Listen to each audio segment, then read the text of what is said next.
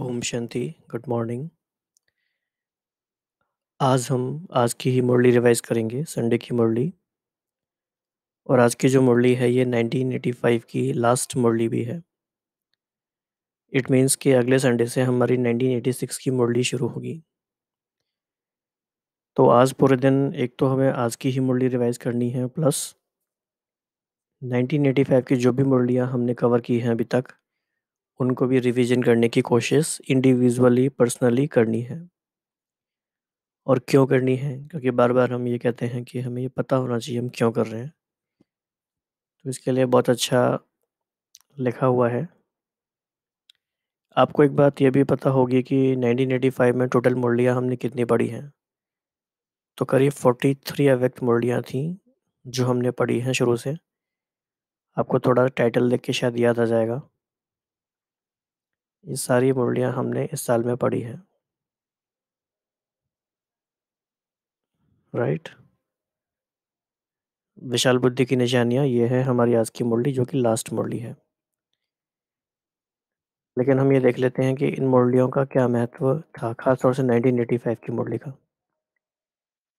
जगदीश भाई ने इसमें लिखा हुआ है, ये अव्यक्त मुरलियाँ अनगिनत और अनमोल रहस्यों रूपी रत्नों की खान हैं।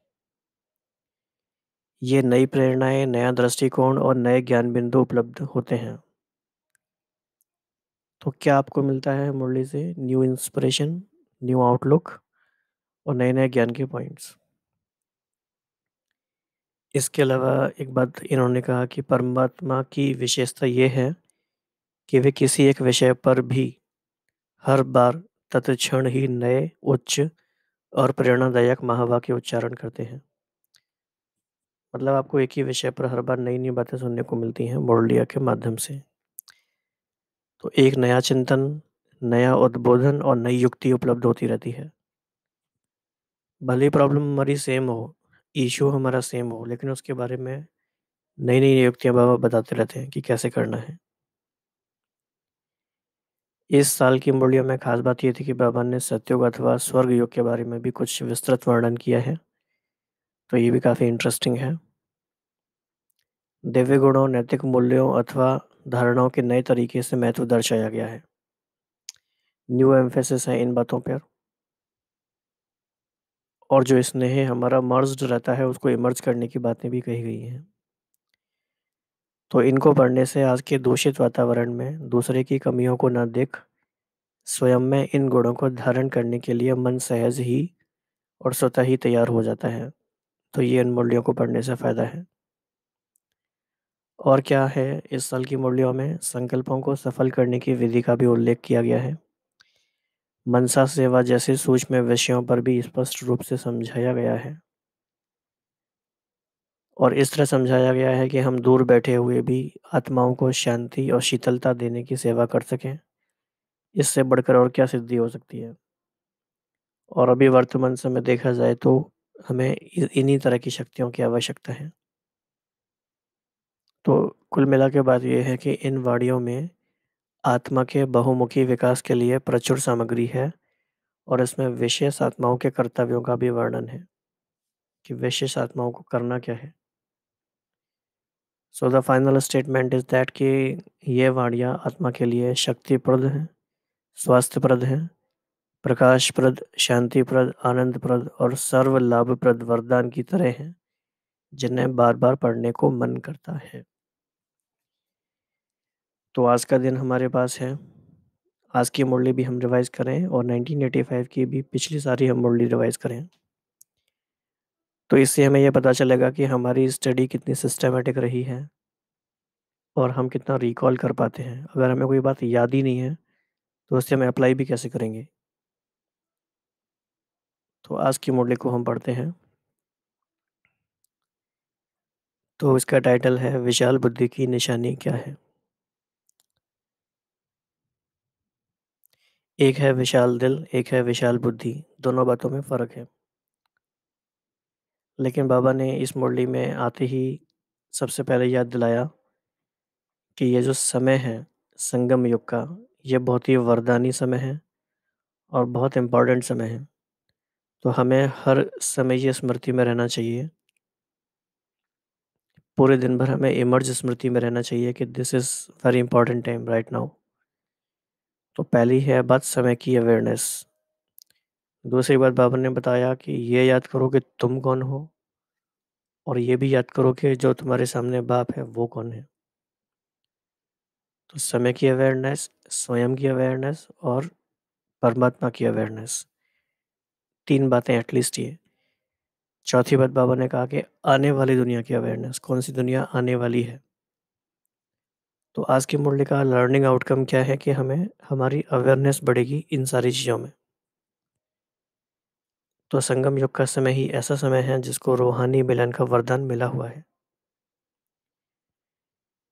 फिर है कि इस समय विधाता और वरदाता का अविनाशी पाठ चल रहा है। फिर बाबा ने कहा कि देखो दुनिया में कितनी विशेष आत्माएं हैं। पॉलिटिशियंस होते हैं, सेलिब्रिटीज़ होते हैं, धार्मिक लोग होते हैं, लेकिन कोई भी परमात्मा को नहीं पहचान सकते। भोले भाले साधारण बच्चों ने पहचाना है। तो ये काफ़ी बड़ी बात है। तो बाबा ने कहा कि बाप का तो काम ही ये है ना उम्मीद आत्माओं को उम्मीदवार बनाना। तो जब बाप का काम ये है तो हमारा काम क्या है? हमारा भी काम यही है। ये काफ़ी चिंतन का विषय है और ये नोट करने वाली बात है, और उम्मीद है कि आप लोग डायरी पेन कॉपी अपने पास रखते ही हैं और मुरली के मुख्य मुख्य पॉइंट्स नोट करते भी हैं।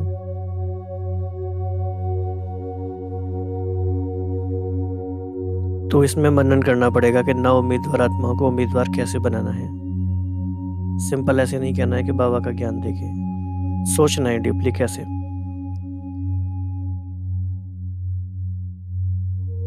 फिर बाबा ने कहा कि जो भी हो जैसे भी हो, लेकिन बाप ने अपना बना लिया है, बाप के बन गए हो।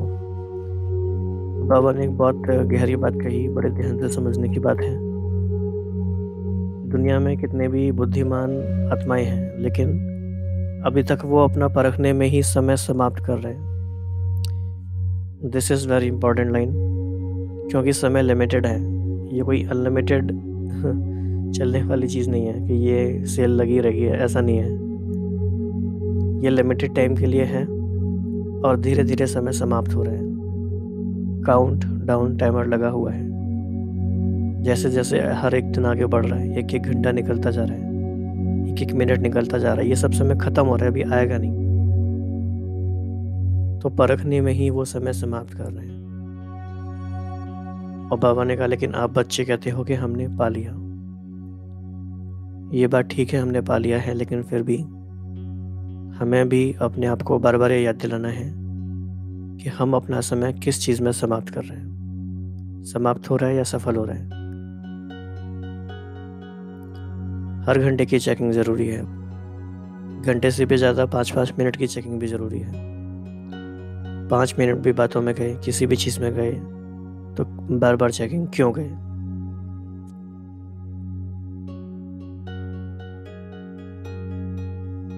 बाबा ने कहा कि ऐसा तो नहीं है कि अपनी ही प्रवृत्तियों में इतने बिजी हो गए हो। किस बात की प्रवृत्ति है? बहुत सारी बातों में बिजी हो जाते हैं या बिजी होने के बहाने हम ढूंढ लेते हैं। तो मन ऐसे ही है, कई बार काम करता है। लेकिन बाबा ने कहा कि आपको क्या करना है वो याद रखो। तो क्या करना है?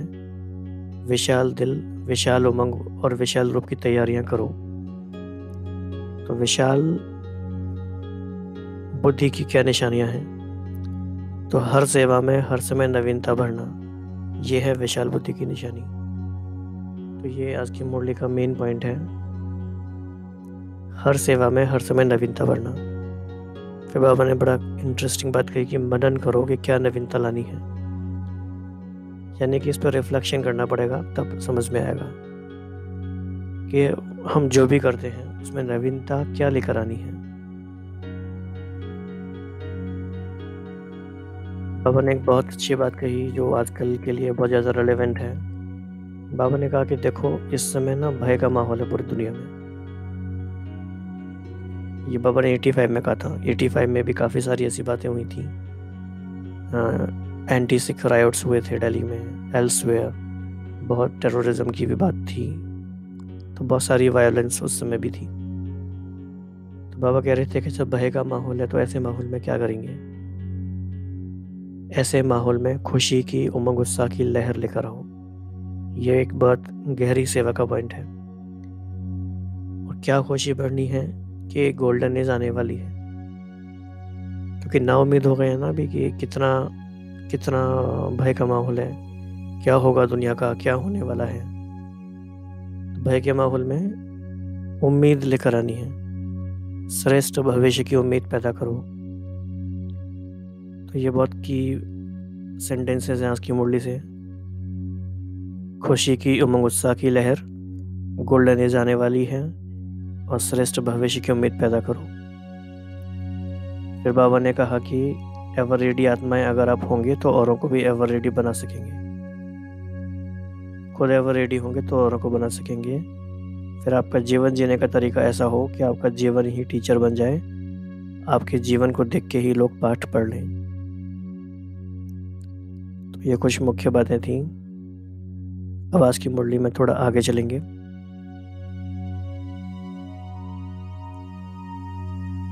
तो आज सर्व स्नेही, सहयोगी, सहज योगी बच्चों से स्नेह के सागर, सर्व खजानों के विदाता, वरदाता बाप रूहानी मिलन मनाने आए हैं।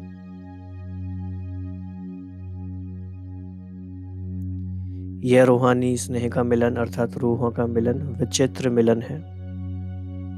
सारे कल्प में ऐसा रूहानी मेला हो नहीं सकता। इस संगम युग को इस रूहानी मिलन का वरदान मिला हुआ है।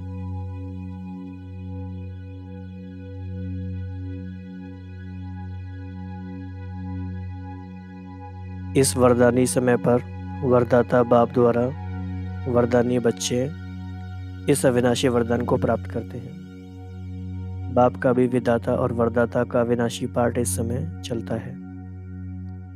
ऐसे समय पर वरदानों के अधिकारी आत्माएं अपना सदाकाल का अधिकार प्राप्त कर रही हो, तो ऐसे रूहानी मेले को देख बाप दादा भी हर्षित होते हैं।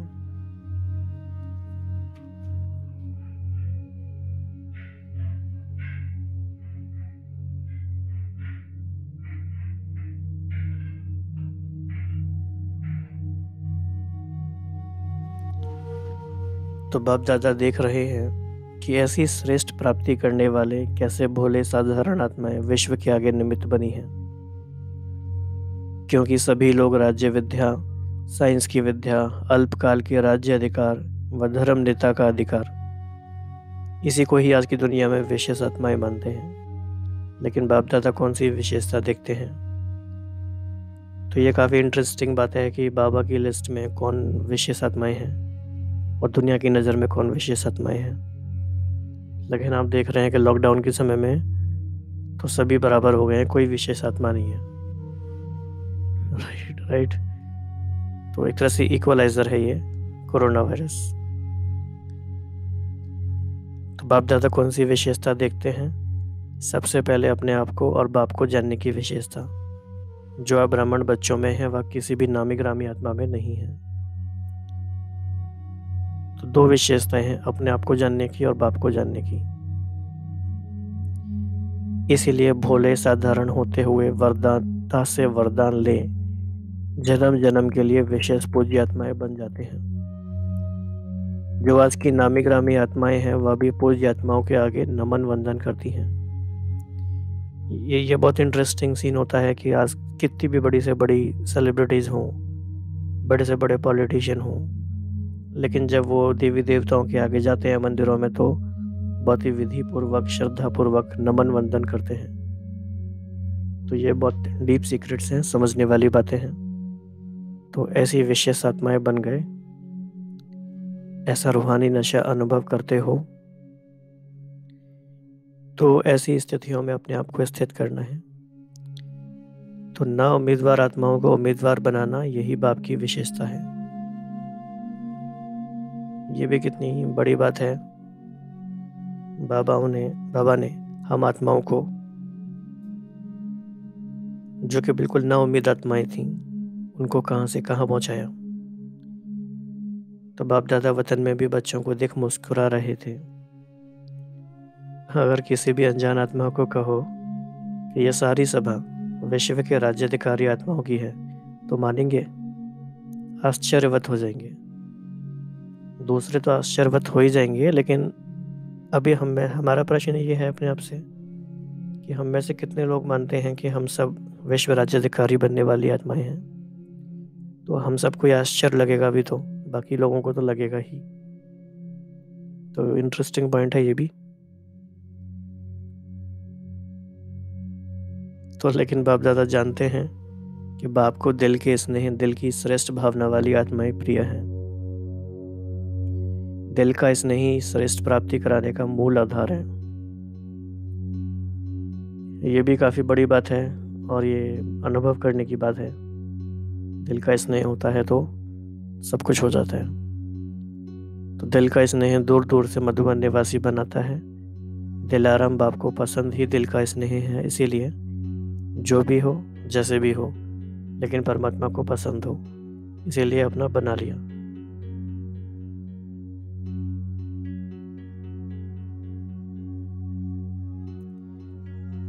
दुनिया वाले अभी भी इंतजार ही कर रहे हैं कि बाप आएगा, उस समय ऐसा होगा वैसा होगा, लेकिन आप मुख से दिल से क्या निकलता है, पा लिया। ये कितना एक बड़ा कॉन्ट्रास्ट है और कितनी बड़ी बात है कि हम एक ऐसे टाइम पर आकर खड़े हैं कि anything can happen at any time, और दुनिया वाले भी इंतजार ही कर रहे हैं, उनको भी पता नहीं चला। दे आर थिंकिंग कि आएगा, ऐसे होगा, तब आएगा, जब आएगा, लेकिन हमारे मन से ये गीत निकलते हैं कि हमने वो परम सुख पाया है।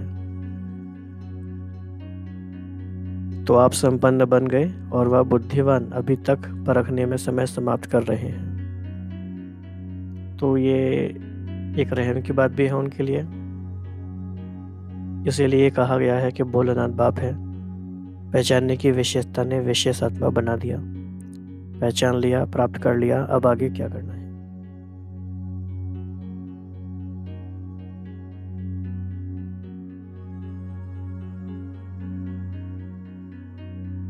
तो हमने पहचान लिया तो क्या फिर हम बैठ जाएं अब आराम से खुश होके, या क्या करें आगे? तो बाबा कह रहे हैं कि सर्व आत्माओं पर रहम आता है। हैं तो सभी आत्माएं एक ही बेहद का परिवार है। अपने परिवार की कोई भी आत्मा वरदान से वंचित न रह जाए, ऐसा उमंग उत्साह दिल में रहता है। वह अपनी प्रवृत्तियों में ही बिजी हो गए हों। प्रवृत्तियों में बिजी होने का मतलब बाबा ने कई मुरलियों में बताया है कि पूरे दिन का अगर हम ये असेसमेंट करें या ऑडिट करें तो कितना परसेंटेज टाइम हमारा स्व के प्रति जाता है और कितना परसेंटेज टाइम हमारा सेवा में जाता है। बाबा ने यहाँ तक कहा था कि ये बहुत पुरानी बात है, लेकिन बाबा ने कहा कि 50-50% है तो भी ठीक है, लेकिन ऐसा नहीं होना चाहिए कि स्वयं की अलौकिक के प्रति 51% जाता है और ईश्वरीय के प्रति 49% जाता है। बाबा को ये एक्सेप्ट नहीं है। लेकिन अभी तो देखा जाए तो कहेंगे 90% टाइम, एनर्जी, रिसोर्स, थॉट्स जाने चाहिए अलौकिक प्रवृत्ति में, यानी अलौकिक पुरुषार्थ में। Only 10% time should go in लौकिक things। बाकी आप अपना अपना खुद आइडिया लगा सकते हैं। तो बेहद की स्टेज पर स्थित हो, बेहद की आत्माओं की सेवा का श्रेष्ठ संकल्प ही सफलता का सहज साधन है। तो आप अपने आप को अनुभव कर सकते हैं कि आप आकाश में बहुत ऊपर बाबा के साथ खड़े हैं। आप बहुत दूर से दुनिया में शहरों को देख रहे हैं, देशों को देख रहे हैं। एक अजीब सा ही सन्नाटा है, शांति है चारों ओर, सब कुछ बंद है, लोग अपने घरों में हैं।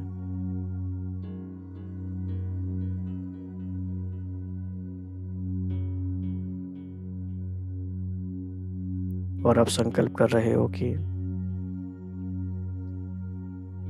ये समय बाहर से भले ही क्राइसिस है, अकल्याण का समय है, लेकिन ये समय ऐसी आत्माओं तक संदेश पहुंचाने का भी समय है।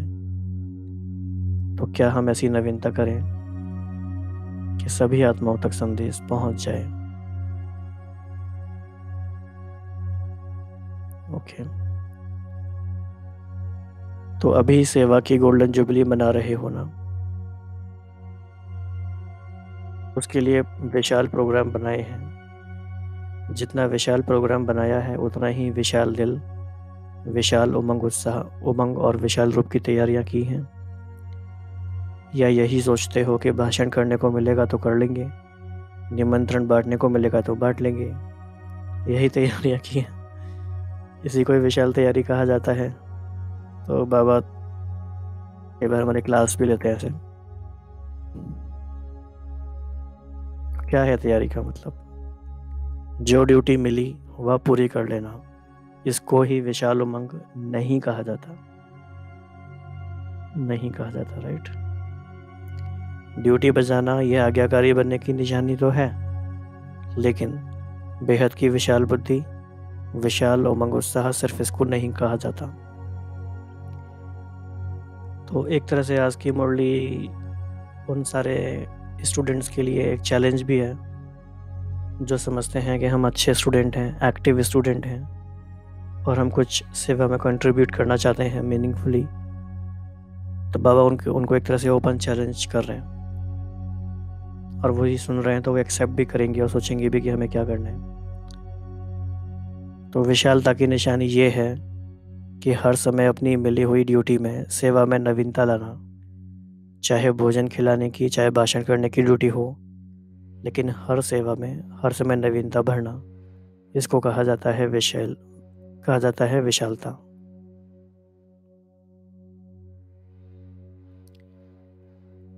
तो आप सबको सोचना है, क्योंकि हर एक के पास कोई ना कोई सेवा तो है कहीं ना कहीं, तो क्या हम उसमें नवीनता ला सकते हैं?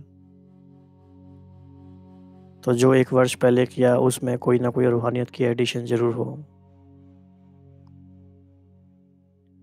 ऐसा उमंग उत्साह दिल में आता है, वह सोचते हो जैसे चलता है वैसे ही होगा। हर समय विधि और वृद्धि बदलती रहती है, जैसे समय समीप आ रहा है वैसे हर आत्मा को बाप की, परिवार की समीपता का विशेष अनुभव कराओ। मनन करो कि क्या नवीनता लानी है। एक बात आप सोचिए कि बाबा ये हमें क्यों कहते हैं कि आप मनन करो, क्या नवीनता लानी है, बताते क्यों नहीं है? खुद बता दे तो काम खत्म हो जाए, लेकिन इसका एक बहुत अच्छा सीक्रेट है। ऐसा इसीलिए भी ज़रूरी है क्योंकि बाबा की एक ही मुरली सारे बच्चे अलग अलग समय पर पढ़ेंगे आने वाले टाइम में, बाबा को ये भी पता है। तो उस समय की रिक्वायरमेंट क्या है, उस समय कौन सी नवीनता लेकर आनी है, वो हमें अपने चारों ओर सर्कमस्टांसेस को ऑब्जर्व करके निकालना है। इसीलिए this is for us to find out and to contemplate on this कि क्या नवीनता हम ला सकते हैं। तो ये भी एक बाबा की बहुत अच्छी विज़न रही, बाबा की प्लानिंग रही कि बाबा ने हमें इस तरह के ट्रिगर्स दिए कि क्या नवीनता लेकर आनी है। तो अभी हमें सोचना है कि करंट सिचुएशन में हमें क्या नवीनता लेकर आनी है। सभी के मन में बहुत बातें चल भी रही हैं कि एक ऐसा समय है कि लोग जब कोर्स करने सेंटर पे नहीं आ सकते, तो हम उनको कैसे कोर्स करा सकते हैं। कुछ नए नए तरीके ट्राई भी हो रहे हैं, लेकिन this is not just about technology, this is something more even. तो क्या हम कर सकते हैं नया, इस बारे में और सोचना है। और कुछ भी आइडियाज आपको ऐसे आते हैं तो आप शेयर भी कर सकते हैं कमेंट्स में। तो अभी कॉन्फ्रेंस का विशाल कार्य कर रहे हो, सभी कर रहे हो या जो बड़े हैं वही कर रहे हैं, सभी का कार्य है। हर एक को सोचना है मुझे नवीनता के लिए सेवा में आगे बढ़ना है। चाहे आगे निमित्त थोड़ों को ही बनाना होता है, जैसे भाषण करेंगे तो थोड़े, लेकिन इतनी सारी सभा करेगी क्या? हर एक की अपनी अपनी ड्यूटी बांट करके तो कार्य संपन्न होता है, लेकिन सभी को निमित्त बनना है। किस बात में? चारों ओर जहाँ भी हो, जिस भी ड्यूटी के निमित्त हो, लेकिन जिस समय कोई विशाल कार्य जहाँ भी होता है, उस समय दूर बैठे भी उतने समय तक सदा हर एक के मन में विश्व कल्याण की श्रेष्ठ भावना और श्रेष्ठ कामना जरूर होनी चाहिए। तो मान लीजिए कि इस समय हम देखते हैं सिचुएशन जो है कि हम किसी को ना तो कोई जूम सेशन करा सकते, ना हम किसी को कोई संदेश दे सकते, लेकिन हम मन में ये तो भावना क्रिएट कर सकते हैं कि जो भी प्रयास किए जा रहे हैं मधुबन घर से या और सीनियर भाई बहनों के द्वारा, वो सारे कार्य सफल हों और वो सारी सेवा के तरीके लोगों तक, आत्माओं तक जिनको ज़रूरत है उन तक पहुँचे। ये श्रेष्ठ भावना, श्रेष्ठ कामना रखना, ये भी सेवा का ही पार्ट है। इतना तो हम सभी कर ही सकते हैं। बाबा ने एक बहुत गहरी बात कही है। बाबा भी पता नहीं कहाँ से इतने एग्जाम्पल्स लेके आते हैं, बिल्कुल ही यूनिक एग्जाम्पल्स हैं ये। बाबा ने कहा कि जैसे आजकल के वीआईपी अगर स्वयं नहीं पहुंच सकते हैं तो शुभकामनाएं भेजते हैं। जैसे प्रधानमंत्री जी को किसी प्रोग्राम में बुलाया, वो नहीं आ सके, तो वो अपना एक वीडियो मैसेज या अपना वो एक रिटन मैसेज भेजेंगे कि आपके प्रोग्राम की सफलता के लिए शुभकामनाएं हैं, लेकिन मैं नहीं आ सका। तो बाबा कह रहे हैं कि वो अगर अपनी शुभकामनाएं भेजते हैं तो आप उनसे कम हो क्या? तो ये बाबा का एक बहुत ही यूनिक तरीका है हमें पढ़ाने का। तो आप सभी विशेष आत्माओं की शुभ भावना, शुभकामना उस कार्य को अवश्य सफल बनाएगी। तो हम भी भले ही उस बात में डायरेक्टली शामिल नहीं हैं सेवाओं में, लेकिन आप विशेष आत्मा होने के कारण ऐसे सारे सेवाओं के तरीकों के लिए शुभ भावना रख सकते हैं। तो बाबा कहते हैं कि जब भी कोई ऐसी बड़ी सेवा होती है तो क्या करना चाहिए? किसी भी हद की बातों में संकल्प शक्ति, समय की शक्ति व्यर्थ न गवाएं। हर संकल्प से हर समय विशाल सेवा के निमित्त बन मनसा सेवा से भी सहयोगी बनना है। तो आप सभी विशाल कार्य में सहयोगी हो, वातावरण, वायुमंडल बनाओ। फिर बाबा ने इसमें एग्जाम्पल दिया है कि जब साइंस की शक्ति से एक देश से दूसरे देश तक रॉकेट भेज सकते हैं, तो क्या साइलेंस की शक्ति से आप शुभ भावना, कल्याण की भावना द्वारा यह सहयोगी नहीं बन सकते? तो बाबा ने इसको फिर फर्दर एक्सप्लेन किया है कि जहाँ भी हो, जो भी ड्यूटी मिली है, चाहे दूर बैठने की, चाहे स्टेज पर आने की, मुझे सहयोगी बनना ही है। इसको कहा जाता है सारे विश्व में सेवा की, रूहानियत की लहर फैलाना, खुशी की, उमंग उत्साह की लहर फैल जाए, ऐसे सहयोगी हो।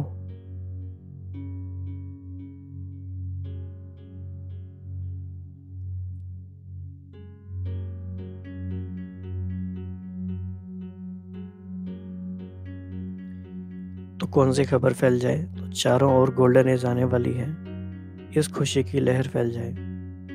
भयभीत आत्माएं हैं, नाउम्मीद आत्माएं हैं, उन्होंने श्रेष्ठ भविष्य की उम्मीद पैदा करो। भयभीत आत्माओं में खुशी की लहर उत्पन्न हो। तो ये इस पे भी मनन करना है कि कैसे करना है।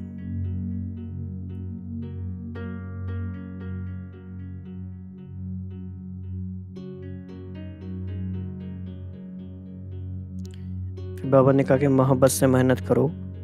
स्नेह ऐसी वस्तु है जो स्नेह के वश वाला, स्नेह के वश ना वाला भी हाँ कर देता है। समय ना होते भी समय निकाल देते हैं। तो ये स्नेह के कारण ही समय निकाला जाता है। फिर बाबा कहते हैं कि कभी ये मत सोचो कि धरनी ही ऐसी है, लोग ही ऐसे हैं। फिर बाबा ने कहा कि आप कैसे थे? तो अपने आप को याद करें, हम कैसे थे? हम भी बदल गए ना। तो हम बदल सकते हैं तो कोई भी बदल सकता है। तो शुभ भावना का सदैव श्रेष्ठ फल होता है।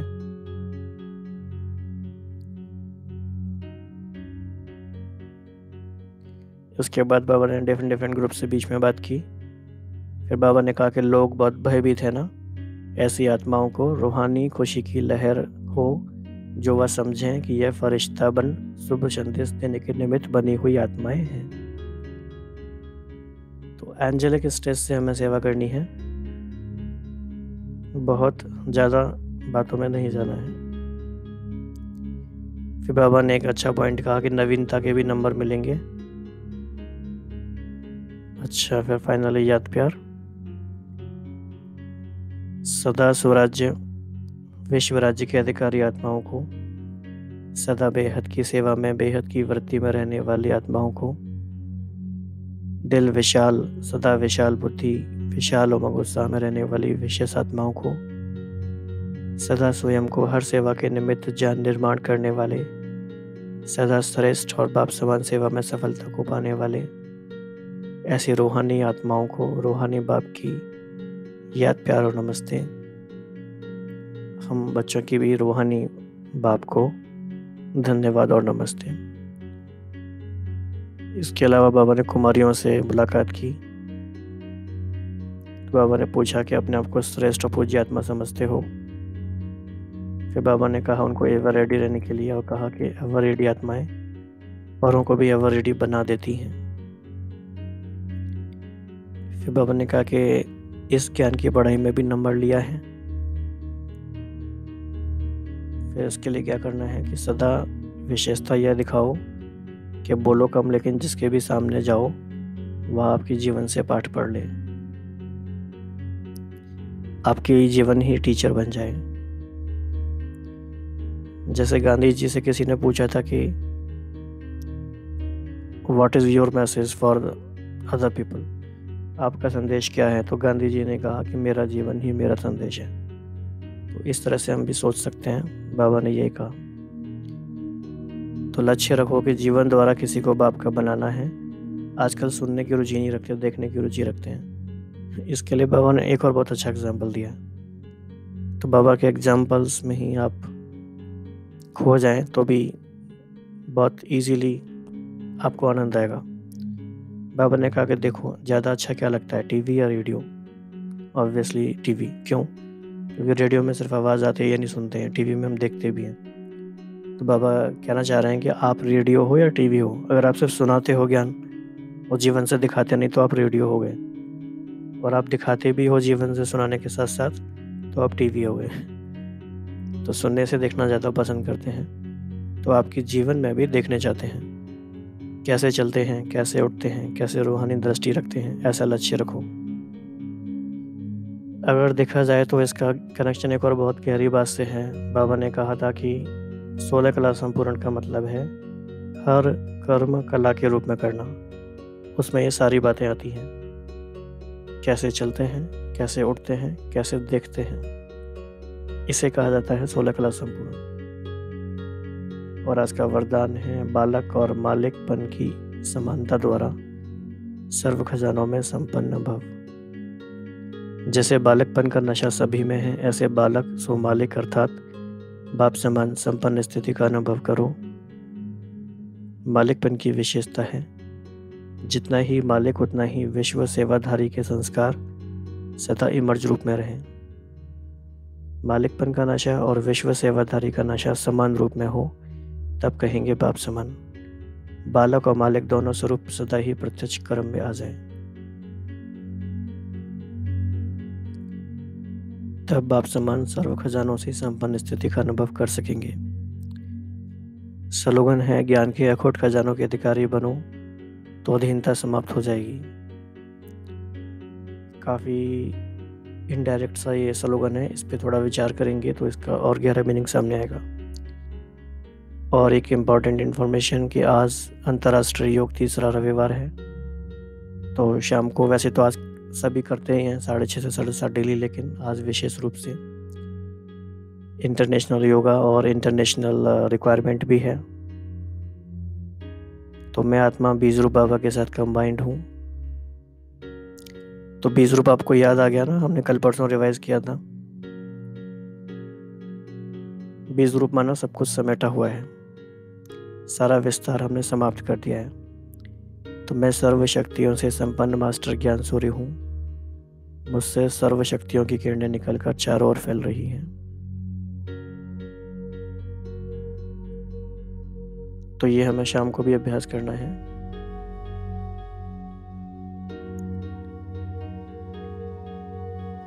तो विशाल बुद्धि का वरदान बाबा ने हमें दिया है, और याद रखना है कि हम सभी विशेष आत्माएं हैं, विश्व के राज्याधिकारी बनने वाली आत्माएं हैं, विशाल दिल और विशाल बुद्धि वाली आत्माएं हैं, हर समय हर सेवा में नवीनता लाने वाली आत्माएं हैं, नवउम्मीद को उम्मीदवार बनाने वाली आत्माएं हैं, और आत्माएं के माहौल में भी सभी आत्माओं में खुशी की और उमंग उत्साह की लहर लाने वाली आत्माएं हैं। श्रेष्ठ भविष्य की उम्मीद पैदा करने वाली आत्माएं हैं और एवर रेडी आत्माएं हैं। तो आज काफ़ी कुछ हमें करना है, पूरा दिन का प्लान अच्छे से करना है अभी। तो प्लानिंग अपनी पूरी लिख लीजिए। 1985 की बाकी मुरलियाँ रिवाइज कर सकते हैं तो बहुत अच्छी बात है, और आज की मुरली पे तो फोकस करना ही है। और 1986 की मुरली का भी जो PDF वगैरह है वो आप डाउनलोड कर लीजिए, और उसको भी थोड़ा ऑब्जर्व करना शुरू करिए शाम से कि नेक्स्ट वीक से हमें क्या करना है। तो उसका ओवरव्यू क्या है वो हम डिस्कस बाद में करते रहेंगे। तो अभी बेहद की वृत्ति से बेहद विश्व को